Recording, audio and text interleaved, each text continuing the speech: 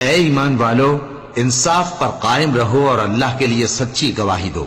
خواہ یہ تمہارے اپنے خلاف یا تمہارے ماں باپ اور رشتہ داروں کے خلاف ہی ہو۔ اگر کوئی امیر ہے یا فقیر تو اللہ ان دونوں کا زیادہ خیر خواہ ہے،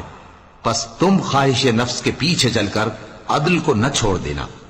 اگر تم لگی لپٹی بات کہو گے یا سچائی سے پہلو تہی کرو گے تو جان رکھو اللہ تمہارے سب کاموں سے واقف ہے۔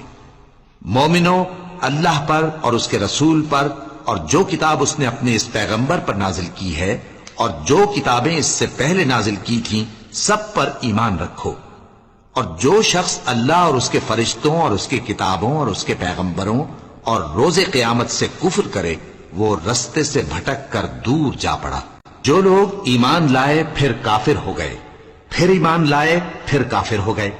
پھر کفر میں بڑھتے گئے، ان کو اللہ نہ تو بخشے گا اور نہ انہیں سیدھا رستہ دے